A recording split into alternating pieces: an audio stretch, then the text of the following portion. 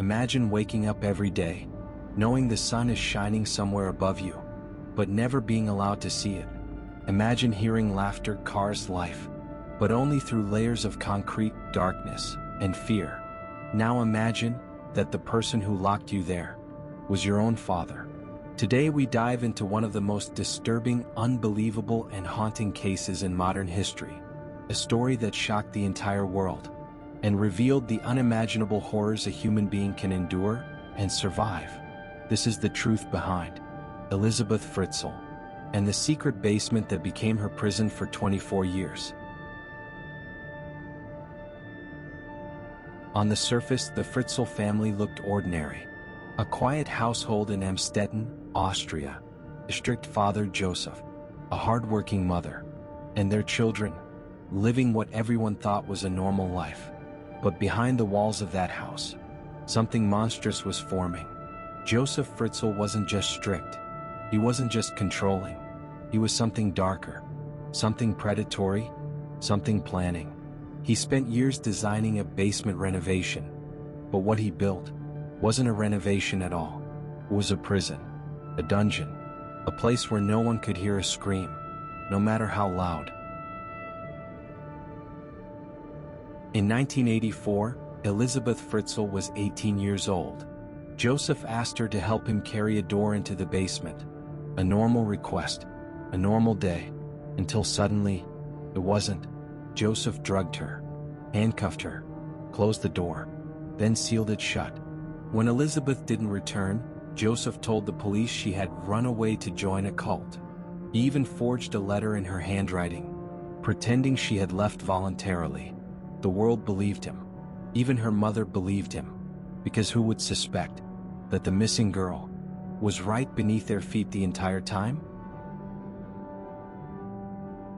The basement was small, cold, cramped, and filled with the constant sound of chains, pipes, and Josef's footsteps above. But the real horror was Josef himself. For 24 years, he controlled every second of Elisabeth's life. When she slept, when she ate, when she spoke, when she breathed, she wasn't just isolated, she was erased. As the years passed, Josef's abuse resulted in children. Elisabeth gave birth alone, in that basement, with nothing but old towels and a dull pair of scissors. Some of her children were taken upstairs by Josef. He told the authorities they were found on the doorstep, left by Elisabeth. 3 children stayed downstairs with her, growing up without sunlight, without fresh air, without seeing another person except their mother. Imagine children learning to walk on cold concrete, never seeing the sky, believing that 4 walls were the entire world. This wasn't just imprisonment, it was generational imprisonment.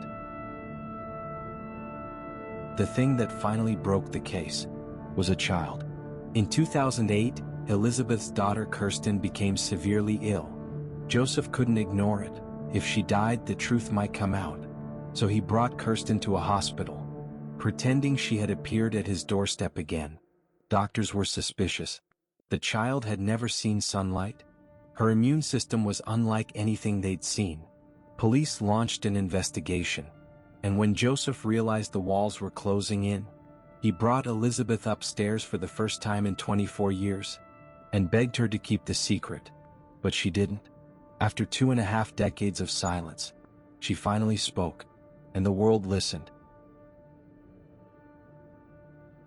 In 2009, Josef Fritzl was sentenced to life imprisonment. He will die behind bars. And it still won't be enough. But what about Elisabeth? After surviving one of the most horrific captivities in human history, she rebuilt her life. She lives under a new identity, in a quiet location, with her children safe at last. Her story isn't just a crime story. It's a story of survival, beyond anything most of us could imagine. Elisabeth Fritzl didn't choose her prison. She didn't choose her fate, but she chose to survive, every single day. In a darkness most people couldn't endure for a single hour. Her strength wasn't loud. It wasn't shown on the news. It was quiet. It burning like a small flame in a room without light.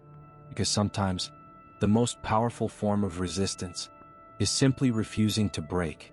Her story forces us to confront a terrifying truth. The monsters we fear at night aren't always strangers. Sometimes they live in the same house. Sometimes they build the cage themselves. Sometimes they smile on family photos. But the sun eventually rises, even for those who have lived in darkness. And Elisabeth?